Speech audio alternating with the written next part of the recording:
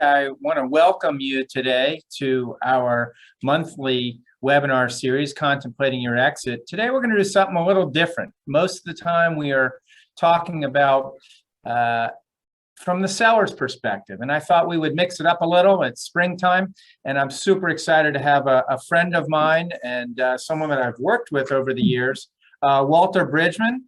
Walter, if you would give a little bit of your background, and then we'll jump into the program here. Okay, sure. Yeah, thank you, Adam. Pleasure to be here.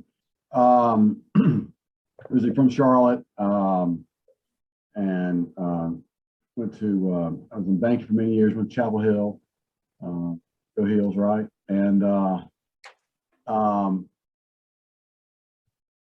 was in, like I said, was in banking for 30 years, Bank of America, RBC, and some smaller banks, and kind of got to the point where, you know, you get into your career, and I felt that where I was going to be is I needed to do something out of that, or I was going to be on the treadmill of always looking for other opportunities inside of banking.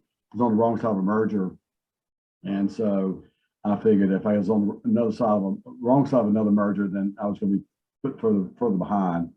So end up deciding to buy a company. And I guess that's where we start from here, right, Adam? That's right. That's right. So I'm going to bring up the PowerPoint at this point here and share it with the group. And so this is Walter. And again, I'm the managing partner of VR Mergers and Acquisitions here in Charlotte. Before we get started, just a little disclaimer. Everything here is for educational purposes and information. If you have anything you want to follow up, Walter's information and my information will be on the last slide.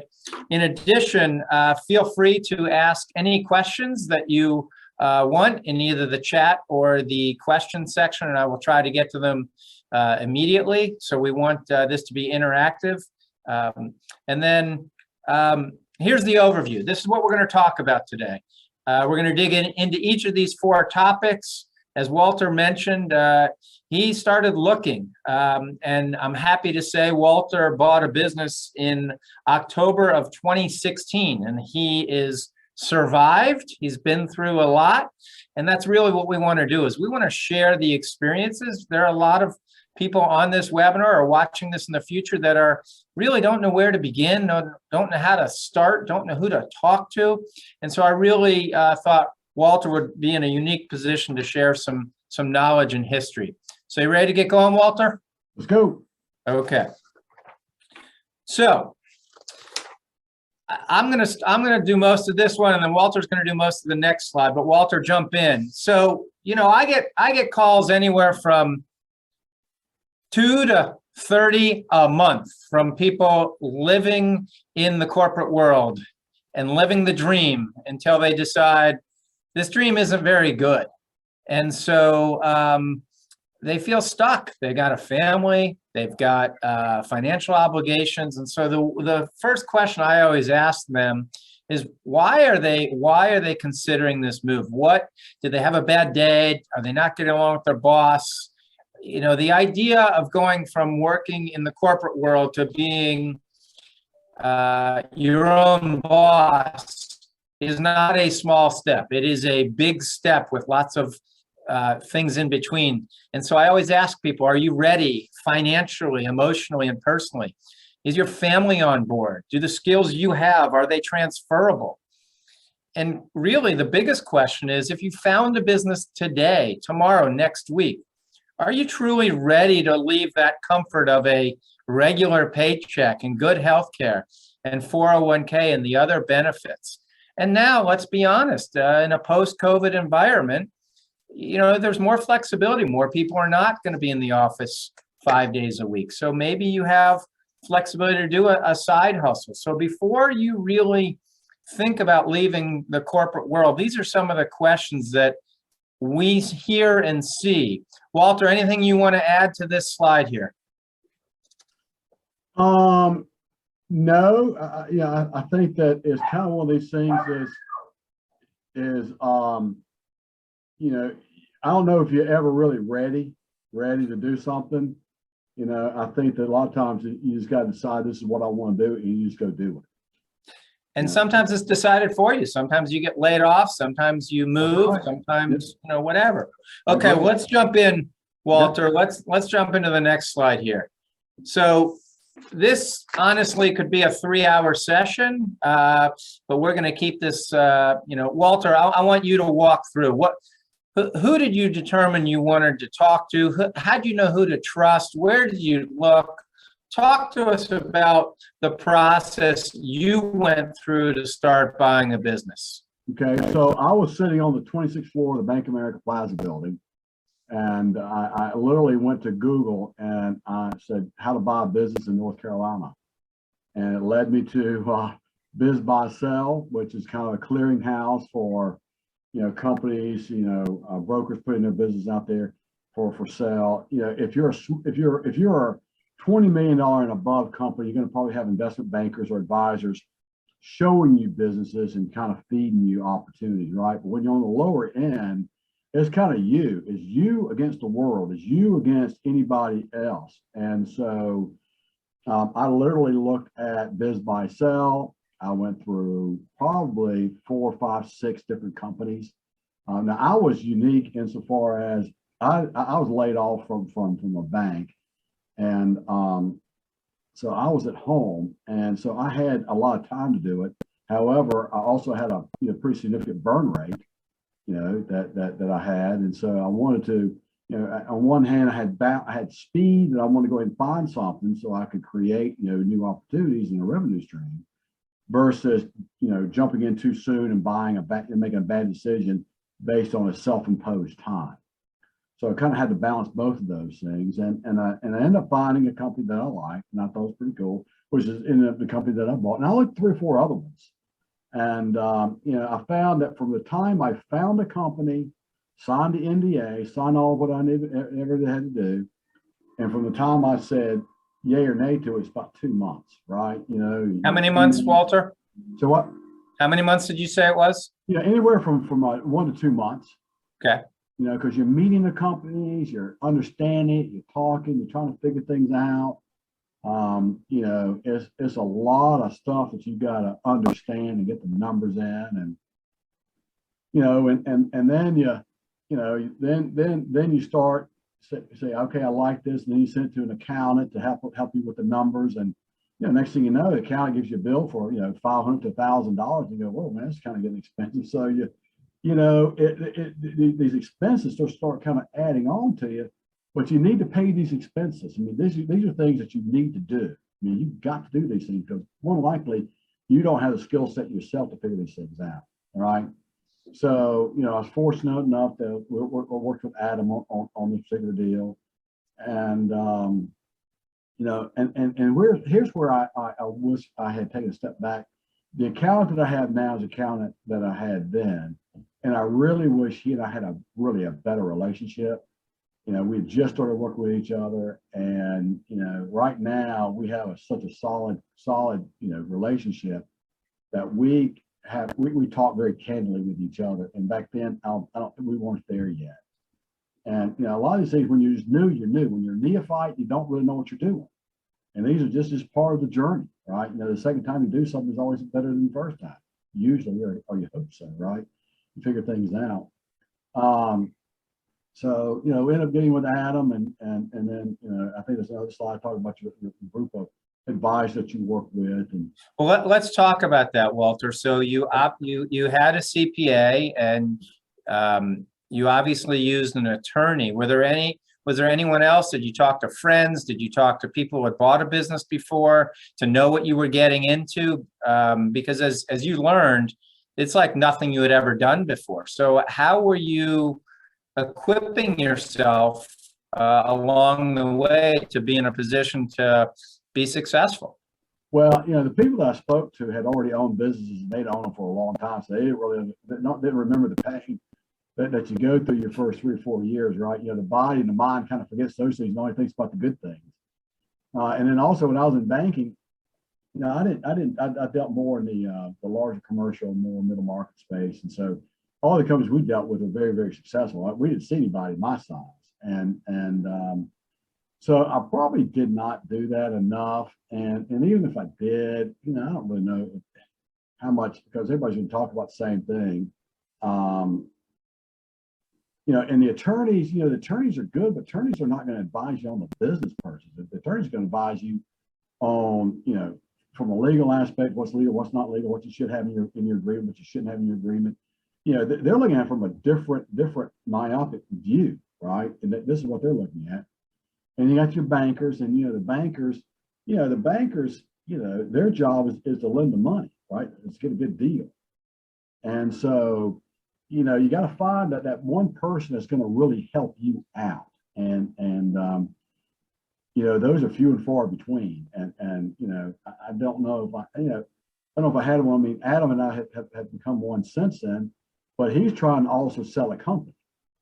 So, we also are on opposite sides of the table. So, it's kind of, you're out there on your own.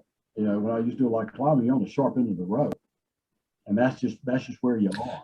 So before we jump into sort of the deal and me and the owner, I want to take a step back, Walter. How did you know what type of business would interest you? I mean, you had a skill set from your banking days, but were you looking at manufacturing? Were you looking at service, or were you just looking at cash flow? And hey, I needed to have X amount of cash flow, and I'll just figure it out. I mean, how did you find a business that fit your needs and your interests? Good question. So what I was fairly agnostic as to what I was going to buy. One, I wanted something I could figure out. I mean, one company I looked at for a very brief amount of time was a company that built transmissions for NASCAR. Well, I mean, you'd have to be an engineer to really understand that one. So I quickly got rid of that one. Something that I could understand, felt that I could grow, felt that I could really get my teeth into from the strategic standpoint, and found out that I really liked the strategic aspect of it. In some ways, I think it's almost better not to know too much about that industry, because you're going to approach it differently. And we can talk about that a little bit more about the restoration industry that I'm in. That I look at things completely different than what they do, and that most people do, because they grew up in the industry, or they only hear one side. And I've been fortunate to have a broad range of learning experiences, corporate learning experience. So I lean on those. But I really did not have a set company I was looking at, or industry. It was cash flow. Could I understand it? Could I afford it? I looked at one of them. It was up in High Point, which means I was going to have to move. It had 90 employees. A lot of those employees were $10, $12 an hour. If you're above 50, you got healthcare costs, right? And then, this is like 4, 5, 6 years ago, we were talking about raising the minimum wage up to $15. Well, I had a huge number of these people in the business, in the company that were at that $10, $12. So now I'm looking at raising my labor costs up to $15, and I'm like, can I pass those numbers on to my customers? And that's when I said, man, this is too complicated for me. This is above my pay grade. And I stepped away from that one. And again, that was about 2 months worth of my life, understanding this. You come to the decision, I'm going to check out of this one. This is a no deal for me. So those are all. So what Walter's doing is it's very obvious. He's doing the same thing that we advise sellers to do. He's trying to figure out, how is he going to minimize his risk? How is he going to put himself in a position to succeed early? He knows he's going to have a learning curve, but minimizing your risk as a buyer is equally important as it is for sellers to be minimizing the risk for the buyer. So you've been looking for a couple months. Your clock is running. You, I would say, are on the short end. Most people look 6, 12, maybe even longer before they find something. But you were pretty lucky. You came into our conference room and you walked away at the end of the meeting, and I'll never forget, even though it's 5 years ago. He said, "I like this. I can see myself making an offer on this business." So we had a buyer-seller meeting. We're not going to disclose any names or any details, but I think in general, it was relatively straightforward. You found someone that was interested in retiring and transitioning, and talk about getting through that process. You, again, coming from a corporate world, you'd never done due diligence or the legal documents or gone through the lending process or ultimately what we call the paper chase of the closing. So talk about this process as a first-time buyer, and, you know, looking back, you probably just sort of laugh, but you got through it, and just talk about getting through this process. So, you know, once you kind of sign your letter of intent that we're going to do this thing, right? It's all about the close. You know, you chose your bank, and the bank has agreed to do it. So you've gone through all that, and you're giving them all this information, and you're just getting information, filling forms and everything. And then once you kind of get that, you're focused on the close. It really is the close. And then you know, there are three parts of the deal, or at least there's three parts of my deal. You had bank financing, personal assets that were you know, monetized, and you had a seller note, right? And so and I went through an SBA loan, and it was, you know, people talk about SBAs. I had a great experience with it. It was fine by me. I think it was fine. Matter of fact, it did a lot for me insofar as I didn't have to do a lot of reporting. Whereas you go through a commercial bank, you know, you have covenants you got to meet, and I'd have blown through those covenants, you know, day one just about. So the SBA worked out for me, but there's a lot of hoops that you have to do for those. It's all focused on the deal, and then you think about, you know, that you have triggers at 2 years and 3 years. But in 2 years and 3 years, you think at that point in time you're going to be raining money. You know, money's just going to be flowing down because your business plan says on year 3 you're making so much money you don't know what to do with it, right? Well, reality is 3 years comes around, you're stagnant, you don't even know what happened in the first 3 years, first 2 years. And then you sign up for some deals that you didn't really understand, didn't really anticipate, right? And that's just part of it. And, you know, you focus on close, then you get out of the close, and now you focus on trying to understand a business, trying to figure out how to run a business. And those things right there come into there, and they're diametrically opposed in so many ways that it's just, you know, hang on for dear life. Buying a business and running a business are two totally different things. It's different skill sets. It's different part of the brain. Buying the business is easy. That's the easy part. So looking back through the due diligence, the legal, the lending, and the closing, were there any surprises along the way? You look back and say, ooh, I didn't know that, or that surprised me. Is there anything that jumps out at you? Oh yeah, everything, right? You know, I mean, it's you know, you're dealing with, you know, somebody who you bought the company from, that they've nursed the company for years and years and years, and that's their baby, and they're seeing things different, and yet I'm coming in as a new owner, and I want to do things in a different manner, and so that can create frictions, right? You know, and so you're gonna have to deal with those. You're gonna have to deal with the fact that now you're kind of a vulnerable company, because people go, ooh, you know, there's been a change at Remedics, you know, what's going on over there? And you kind of have the whisper campaign, and so that allows competitors to come in and take away, right, you know, business from you. So, you know, it's all hands on deck. You got, you know, now you got employees that you got to hire, you got to fire, you got to, you know, understand what's going on with them and what motivates them. And and then you got your finance, and you got your cash flow, and understanding margin, and understanding that you know, just because it says that you got, just because your end of the month says you did X, doesn't mean you have the money. And where's my money? You know, I mean, the first couple, you know, years, you're just chasing money. And you know, your receivables and your cash flow, it takes a while for them to adjust and for them to get into the rhythm. And so the whole time you're just constantly trying to figure out where your money is. So in short, a little different than the corporate world. A little different than the corporate world. Yeah, well, as I told my friends back in the corporate world, you have a bad year, you lose your job. I have a bad year, I could lose my house. And there's a big perspective aspect of it, and you kind of go on, whoa, you know. And as a So broker, we got a question here, Walter. I want to jump in because you talked about being alone, and the question is, and I guess it's to me, it's do brokers only work for the seller? How do we as buyers seek representation or make sure that we are working with trusted advisors?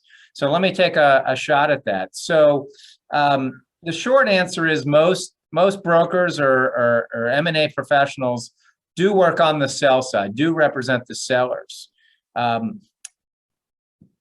You can have representation. You can hire a broker to help you. Interestingly, most buyers don't want to spend the money, even though you can roll that in. Typically, roll that into the loan. We get people call us all the time, and we say, yeah, we're happy to represent you. We do a buy side representation. This is what it's going to cost, and they say, I think I'm gonna go it alone. And buy side is cheaper than sell side, but they just typically don't want to pay. But there are brokers out there that will work on buy side. So I would tell you, when you are getting closer, when you're getting ready to make an offer, I would reach out to some brokers out there and ask them, do you do this? Would you do this? Would you do this on a one-off? Some people may, some people won't. But I think you need trusted advisors around you to help you during this process, particularly when, frankly, most buyers have never been through this before, which leads to my next slide here. And so, if buying a business is sort of the goal, it's in the middle. These are the various advisors and people that you should absolutely be in communication with throughout the process. Now, not everybody is going to have everyone on this slide, but you're going to need an attorney. You're going to need a CPA to look at the financials. You may or may not want to be talking with your financial advisor to understand, hey, you might not be taking cash flow out of this business for 6 to 18 months, or can you just afford it? Can you write a check for 10 to 20% of the purchase price without impacting your lifestyle? I always encourage people that the best people to ask are others who have done this before. So reach out to people who have bought a business within the last 2, 3, 4 years. Like Walter said, he talked to people 20 years ago. They forgot all the scars. They have new scar tissue over those old scars. I think an M&A professional is extremely important, as I just outlined. And I save the best and the most important for last. If your family, if your spouse, if your potential partner is not on board, you're wasting your time. Because if you think you can buy a business without your partner or spouse on board, I got a bridge to sell you. Because they're going to be signing up that you're pledging your house or your collateral, and they're going to be signing forms that they're involved or they're responsible financially. So really making sure that your family is on board is vitally, vitally important. Okay, again, I want to encourage you to offer any questions or comments in the chat.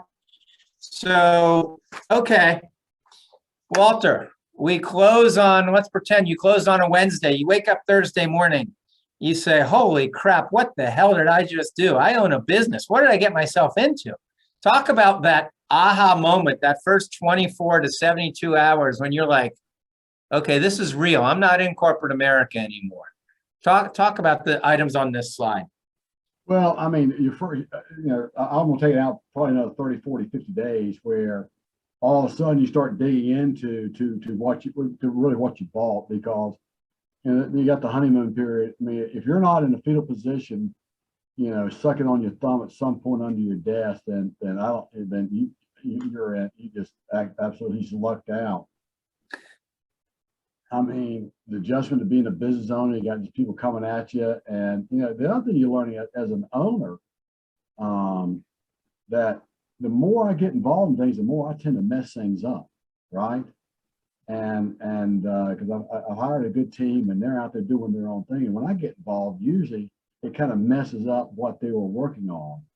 And that's a hard thing to really understand. You're trying to, inject, hey, I'm the owner, I know what I'm doing, and then looking at you going, based on what, so it's understanding that as an owner, you really got to be setting the strategy, the vision, where you're going to take the company, what are you going to do with it, and not necessarily down and doing what you actually do with, what the company does. That's what your employees do. So understanding that aspect of what an owner is supposed to do versus what the employees are supposed to do.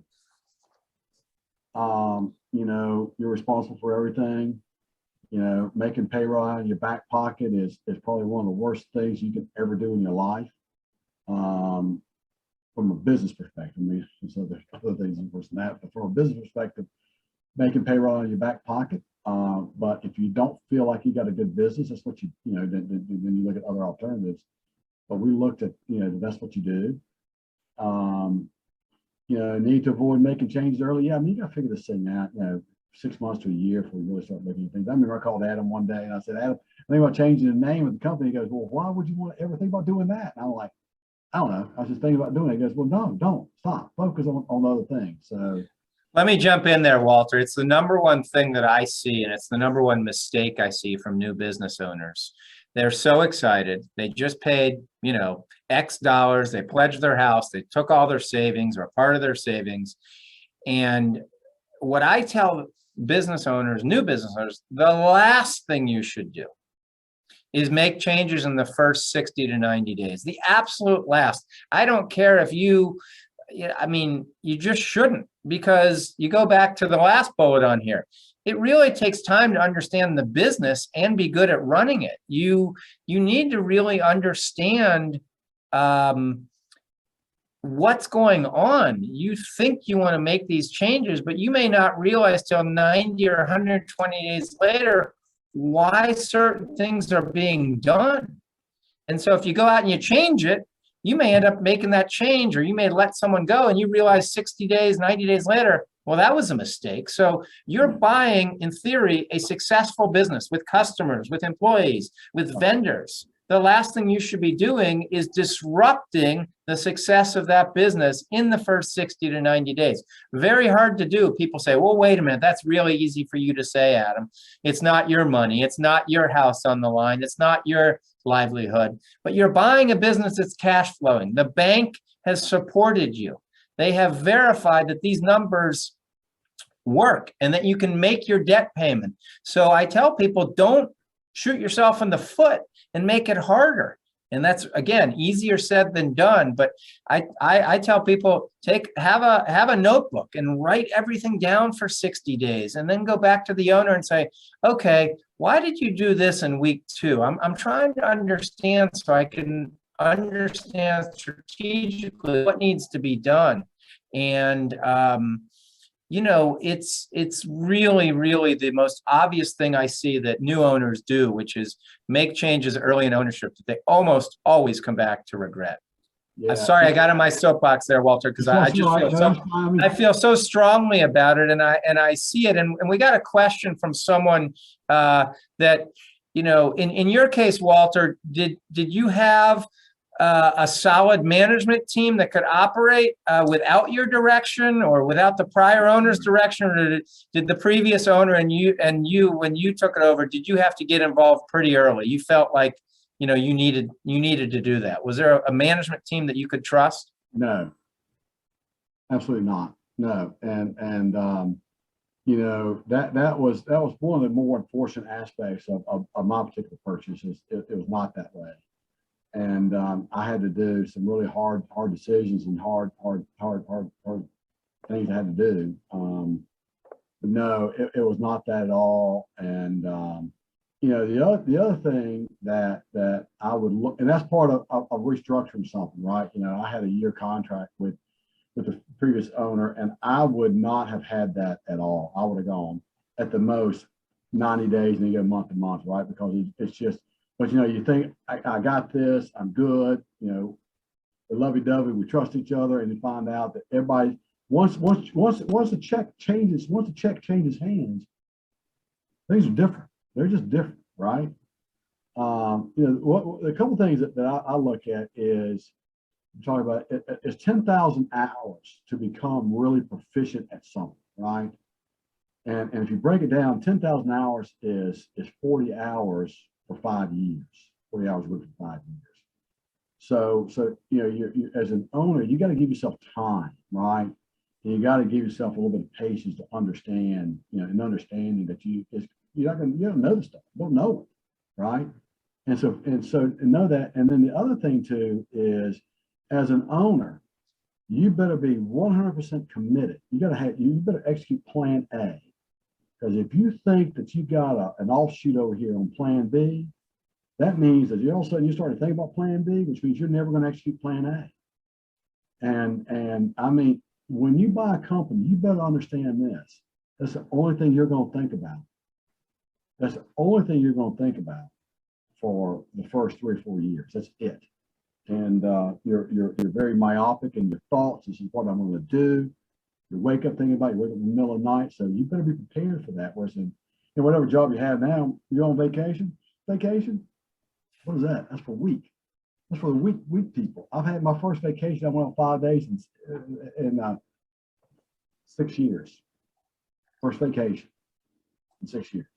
So talk about how important it is to have a support system, and yet because it can be lonely. And what have you done? I mean, you've joined a group. Talk a little bit about how important that is. Well, your friends and family are not going to understand. Okay, they're not. I mean, they're going to be supportive to the point they get tired of listening to as well, right? So they go, I'm tired of figure it out, do something. You're downer. So you got to have professionals to help you out. Whether it's a CEO organization. I'm going to call out my friend Pierce Ward. Pierce allowed me to drown in beers that I couldn't afford to buy. Talking to him, and he was a great support staff. My CPA is a great support staff. These guys taught me off the ledge as I was staring into the abyss, as I used to say. You got to have people that are just going to just understand. They're going to go, it's okay. The other thing that I learned too, I listen to a lot of podcasts.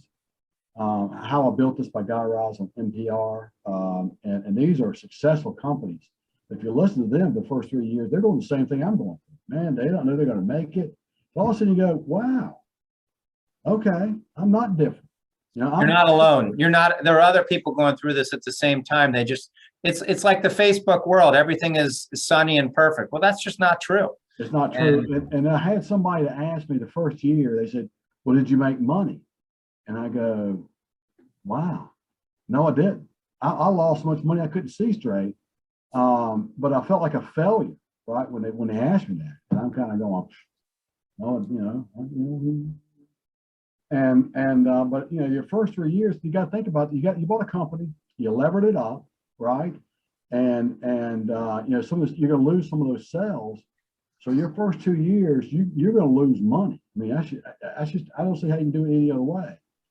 And so you got to be prepared for that, and that's part of it. And that's where these podcasts really help me out. Exercise, get your mind right. Those kind of things right there help me tremendously, and getting your mind right that it's okay. This is what I'm supposed to do. This is part of the process.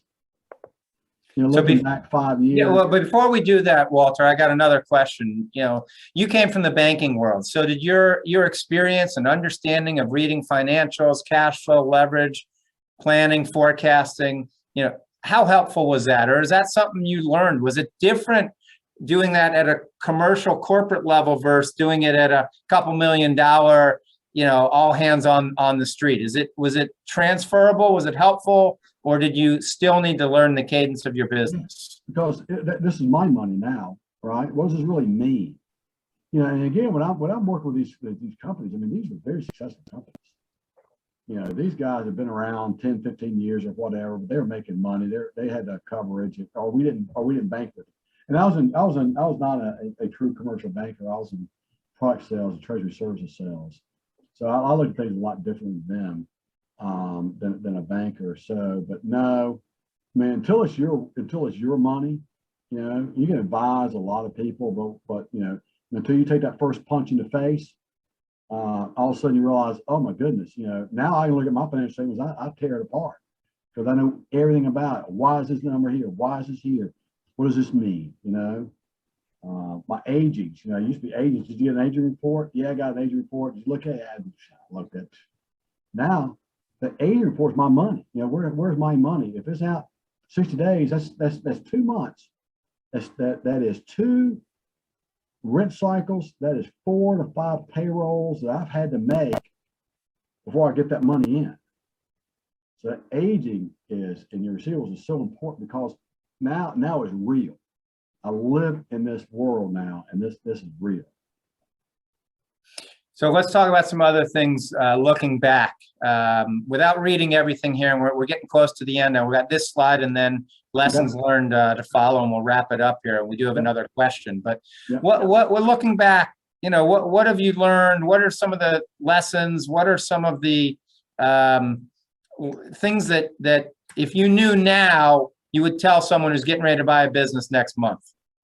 Yeah, really pay attention to the contract with the owner. That's important. I think that you want to go ahead and have them, but also have ability to have them to get out early. That's not going to cost you any money. Have those in there and have that employee agreement really structured it in your favor. Make sure that is structured for you. I'd make sure that you got a lot more liquidity in your back pocket than you think that you're ever going to need. And because everything looks rosy, a 5-year business plan, they're always going to look good, right? If they don't look good, you're not going to do the deal. So keep that in mind. The other thing too is you got to have a good team. It takes a while to get a good team, and when you get a good team, you're going to pay for those guys. That is, you got to pay up. You got to buy the quality stuff. You got to buy quality equipment, right? Maintain your equipment. Make sure you do all those things. Don't scribble on those things. And right now we're in our 5th year. We see things are we survived first 3 years. You're barely you made it, but you're not really intact, right? You just got out of the ocean and you're still dripping wet, but you survived on shore. And now we're building a hut. We got food coming in.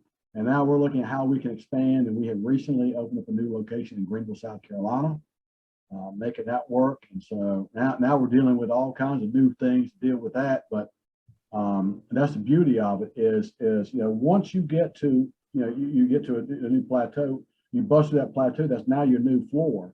So you're going to try to build upon that, right? And that's what you're looking to do is constantly stepping stone or stay where you want to be for a long time. But know that once you get through you bust through that ceiling, that's your new floor, and then you move from there. So before we go to lessons learned, I want to ask one more question.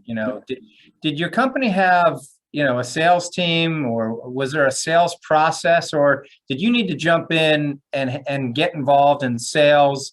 And if you did, were you prepared from your prior role in corporate world, or were you focusing on operations early and others doing sales and realized, wait a minute, I need to, where did you spend your time relative to sales? Because the old adage is, sales cures all problems, but you got to keep the cash coming through. So how did you handle the sales role in the business? So number one, I've always been in sales and strategy. That's my strength. Operations is not. So I just brought in the operations people, to try to help me figure that piece out. So I looked at diversifying our income stream, trying to figure out different ways so we could bring in the different kinds of money, the different buckets, and then try to beat out the old adage. Well, it's between the month of now we're getting to the holidays and no one wants you in your house in the holidays. Well, no, things still happen on the holidays, right? And so, it's getting that mindset change that no, we are getting creating a sense of urgency, in the culture. This is what we do, and this is how we do it. We got to cycle this thing up. So that's one thing that we've done is I brought in a sales team or sales focus on and a customer centric focus for our company. That's great. So now let's sort of look back before we end it here, your lessons learned, and I'll let you sort of attack what, things that you think are most important, or if all 7 of these are important, I'll let you sort of take this slide. Yeah. So just do it. If you're going to do it, do your due diligence, right? But you got to be at least, if you're 80 to 85% sure this is what you want to do, it's never going to be 100%. So you just got to go ahead and just get it done. Number 2, know your margins, because your margins, you live on your margin. People talk about cash flow, yeah. But you live on your margins, what's left over. This is what you eat on, right? And so if you're $1 million company and your margin 20%, that's only $200,000. Can you survive on that? If it's 40%, it's $400,000. That's a lot better. So understand your margins and understand how that works. Here's another thing, and this is a hard one to understand, because you bought this company. These people have been around here a long time. Key people are replaceable. You got to know that, and you got to bring in your own team, and don't become hostage to it. Let them go, and you'll be fine. Make a change. It's okay. You will survive. It's never as good as it is or as bad as it seems, right? I mean, you've been in the depths of things, but yet you're back up next day. So just kind of understand. Take the lithium approach and just kind of take the highs and lows out and just kind of just try to mainstream it. Know how to take a punch and how to throw a punch, man. You're gonna get hit a lot, and you better know when to throw one too, because you can't just take it, right? And that's where having a good attorney involved in there to help you understand what's going on and understand what predicament you're in or not in, right? That's the other thing about it. You think that you're a box in the corner, they look at it and go, nah, we're gonna do this, next thing you go, whoa, this is great. Stay close to your banker, stay close to money, and have good friends at the bank. Know your banker. It's important to have an advocate in there, especially if things are going south. You want them in your corner. And then the last one, cash is king, baby. You run out of cash, you run out of credit, you're done. You're done. You got payroll on Friday, and you got a big check coming in on Monday. If you don't make payroll on Friday, you're done. So keep cash, hoard cash, and have enough of it always to meet your obligations. Well, I tried to stay silent because I thought this was a list that Walter produced. It's just fantastic. If you're out there watching this and considering buying a business, take a picture of this screen. Keep this in mind. These are so valuable. Lessons learned. I would say number 1 is the hardest part for buyers of a business to get past. Walter said it. If it's 80, 85%, you got to take a leap of faith. Most people who look to buy a business never buy a business. Never.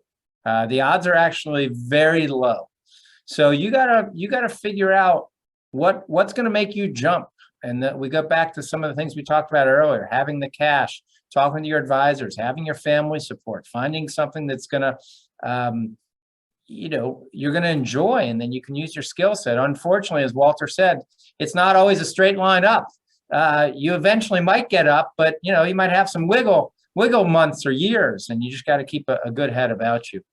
We've tried to answer questions throughout this time. I don't see any more here. I want to put our information up here, and I want to give a plug to Walter just personally. He's a great guy. Unfortunately, as I always say, water never takes a vacation. If you ever are encountering any type of water or fire or mold issue, Walter and his team over at Remedics are just fantastic. I've been on prospective client meetings, and I look over and there is the Remedics machinery.